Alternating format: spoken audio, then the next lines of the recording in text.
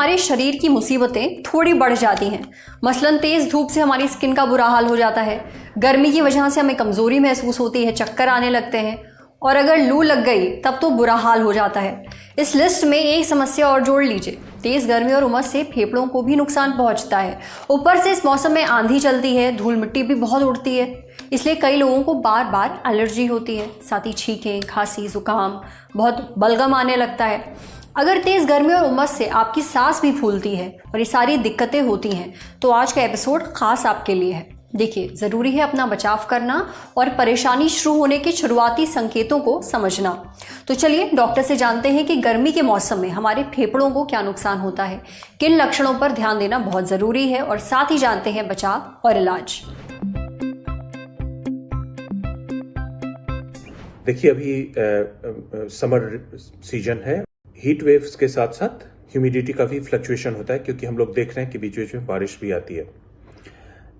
तो हीट और ह्यूमिडिटी का लंग हेल्थ पे एक बड़ा असर पड़ता है, क्योंकि हीट वेव्स के साथ साथ ह्यूमिडिटी अपने आप में एक इंडिपेंडेंट ट्रिगर है, जो अगर हम जो हमारे लंग और एयरवेज को इन्फ्लेम करता है, उसमें सूजन पैदा करता है। जब सांस की नलियों का सूजन होता है तो उससे बलगम ज़्यादा बनता है, म्यूकस ज़्यादा बनता है, और अल्टीमेटली व्यक्तियों को खांसी, सांस फूलना और बलगम निकलना, ये कॉमन सिम्टम्स होते हैं जब आप अचानक से अपने आप को इन कंडीशन में एक्सपोज करते हैं। इसके साथ साथ समर सीजन में पॉलेंस भी आते हैं। पॉलन अपने आप में एक और ट्रिगर है जो इन बीमारियों को बढ़ा सकता है, एक्सासर्बेट कर सकता है। कुछ कंडीशंस में बीमारियां जैसे आस्थमा, सीओपीडी, ब्रोंकिएक्टिसिस, ये सारी इन वेदर में इनका फ्लेयर अप्स होता है, जिसमें अचानक मरीजों के सिम्टम्स बढ़ जाते हैं, जैसे खांसी, सांस फूलना, नाक से पानी आना, बलगम निकलना और वीज आना। ये सारे कॉमन सिम्टम्स हैं जो कि एक फ्लेयर अप्स के मरीज में हम लोग देखते हैं। इसके अलावा अगर आप इंटेंस हीट में बाहर आते हैं, वो अपने आप में सांस की नलियों में सूजन पैदा कर सकता है।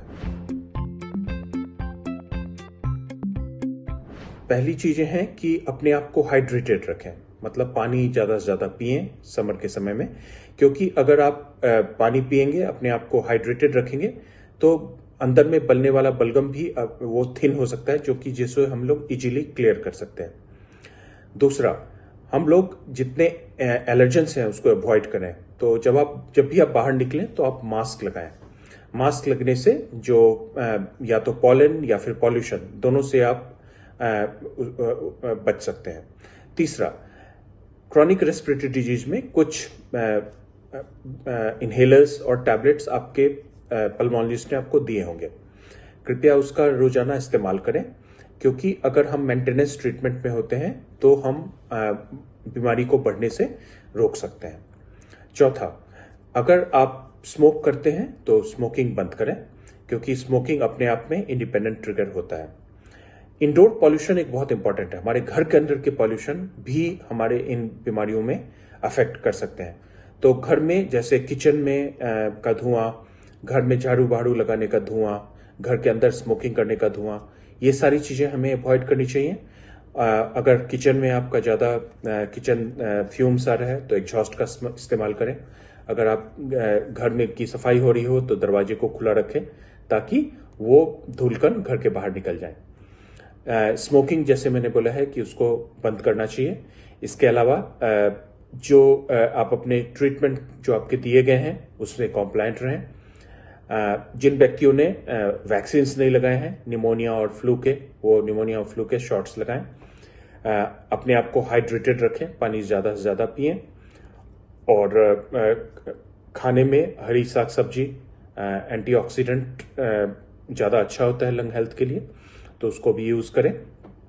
और सबसे इम्पॉर्टेंट होता है कि अगर आपके सिम्टम्स, लक्षण अचानक से खराब हों, जैसे सांस ज़्यादा फूलने लगे, व्हीज ज़्यादा होने लगे, खांसी ज़्यादा बढ़ जाए, बलगम का कलर चेंज होने लगे, ये सारे साइंस एंड सिम्टम्स हैं कि आपका डिजीज फ्लेयर अप हो रहा है।